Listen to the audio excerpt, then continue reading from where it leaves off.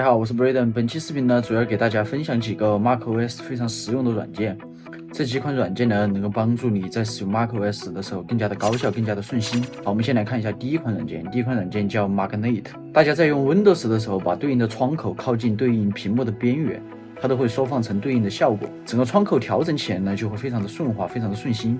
然后我们在用 macOS 的时候，这个整个调整的过程呢，就不是那么理想。比如说我这里有2个窗口，我想把我左边的窗口靠近左侧，然后展示1/2的画面，这样子拖过去呢是没有任何反应的。这个时候你只有靠手动去调节。右边这个窗口也是，你只能手动的调节。然后整个过程呢就非常的繁琐，非常的浪费生命，这肯定不是我们所希望的效果，对不对？好，我们现在在电脑上把第一款软件给点开，这个 Magnet。好，当我们这款软件想要靠近左侧的时候，我们只需要把它拖到左侧屏幕的边缘，它自动就会放大。右边这个窗口也是一样的，我们把它拖到屏幕的右侧，它自动也变成了相应的效果。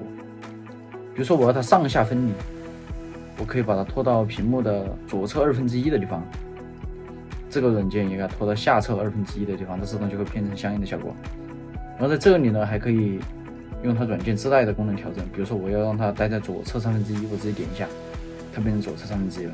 好，右边这个也是，我也可以去调整它，比如说我点开，我想让它在右边的2/3，好吧，我们调整右边的2/3，它自动就变成了相应的效果，这非常的顺滑啊。当然，你可以选中一个窗口，直接去拖动它在屏幕的边缘，每个边缘不同的位置呢，它会触发不同的效果。触发效果的这个介绍呢，在那个状态栏里面，我们把它点开就可以看到有各种各样的设置。好，我们这里就不多赘述了，我们直接进入第2款软件。第2款软件呢叫 Bartender。这款软件主要是调整状态栏的图标，让它能够在你想要的位置待着，或者是去隐藏它。然后我们在状态栏呢就会看见它有3个点，好，然后我们右键点击这个状态栏，它就会出现各种各样的图标。第一栏就是说要展示的图标，你想；第2栏就是你不希望展示的图标。比如说现在呢，我想把电池的容量给它隐藏掉，我就直接拖到下面来。此时状态栏呢就发生了变化，它就隐藏到状态栏的这3个点的这个位置。然后我们把这3个点点开，然后就可以看到电池百分比变到了这个里面来了。然后我想把它还原回去，我就直接拖动它，好，把它拖上来。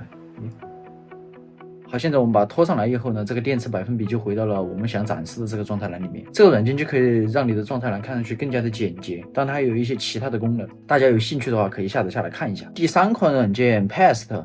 这个软件有什么用呢？它可以记录你曾经拷贝过的内容，然后可以让你更方便的再次去调用它。我们点开这款软件以后呢，就可以看到这里有个快捷键，大家可以根据自己的喜好去设置一下。安装这款软件以后呢，你就可以找到自己曾经拷贝过的内容。好，我现在示范给大家看一下。好，我们现在直接按 Command 加 P， 我们就可以看到这里有我们之前所有的文本和图片，就是曾经复制过的、粘贴过的所有的东西都在这里。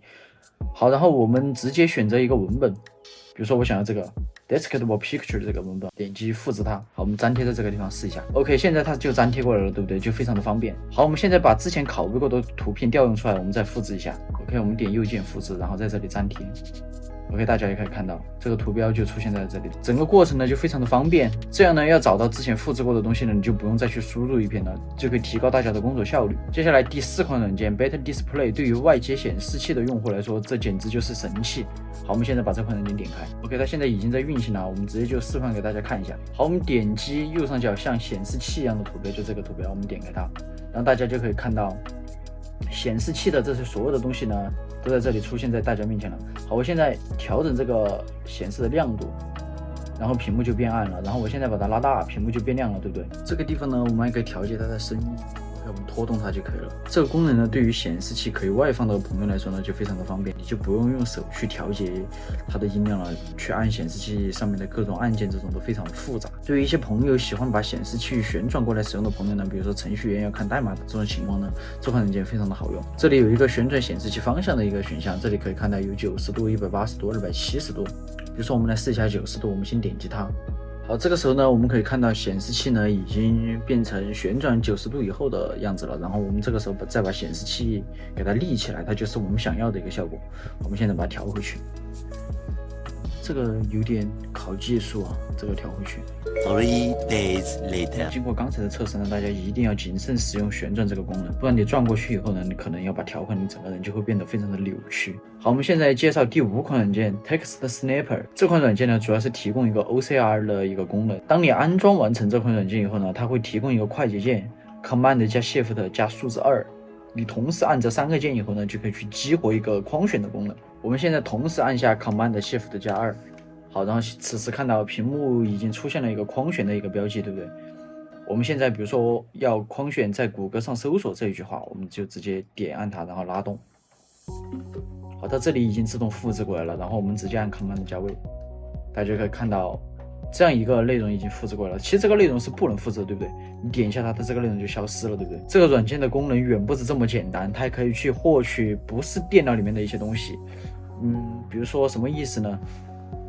比如说我这个咖啡的一个包装袋上面有一排文字，对不对？我现在想要把这排文字给它复制到电脑里面去，应该怎么做呢？好，我现在演示给大家看。好，我们现在点开状态栏里面的这个软件，然后点 Import from iPhone or iPad。因为我 iPhone 现在在录照，我就用 iPad 给大家演示。好，我现在把我的 iPad 拿过来。好，大家可以看到 iPad 现在是一个桌面的一个状态，然后我现在点击 Take Photo。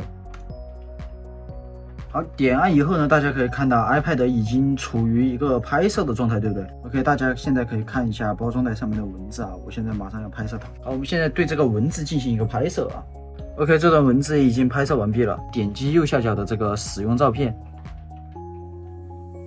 OK，iPad 已经自动退出去了啊，然后我们现在试着拷贝一下。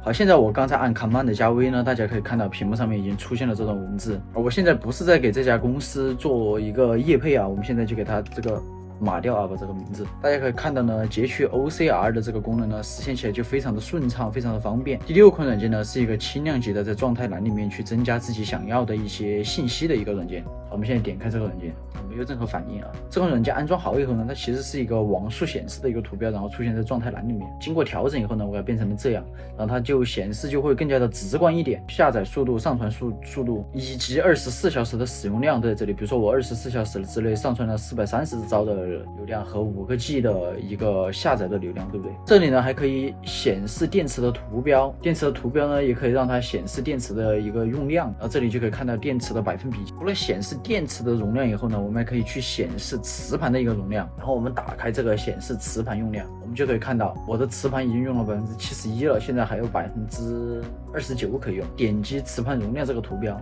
点击以后呢，我们就可以看到已经用了多少，还剩多少可以用，对不对？比如说我现在状态就是已经用了700个 GB， 还有280个 GB 可以用。整个这个界面呢，看上去就非常的直观，对不对？以前我们想要看 MacBook 的这个使用量呢，我们就要点击上面这个苹果，然后关于本机，然后再点更多信息，对不对？这就是最快的一个方式，然后我们才能看到有多少可以用在这个地方。现在呢，我们只需要点击一下这个地方，就可以看到具体的使用量是多少。我们知道磁盘的信息以后呢，就可以及时的对资料进行一些备份啊，或者进行一些删除。除了可以看电量和磁盘的用量以外呢，我们还可以看 CPU 的使用量。然后在菜单栏的这一列，我们可以看到有一个显示 CPU 用量，我们把这个打开，然后我们就会看到这样一个图标。然后这里显示呢，我现在 CPU 大概是用了10%几，对不对？它在10几和20几之间波动，这样大家及时就可以了解电脑的性能。这里还可以调节软件显示的宽度，大家可以根据自己的审美去及时调整。今天分享的这6款软件都是我自己使用 macOS 以来呢觉得比较实用的6款小工具。希望这6款软件呢能够帮助到大家，让大家使用 macOS 的时候能更加的高效，能更加的顺心。如果本期视频有帮助到你呢，千万不要忘了订阅、转发、留言、点赞。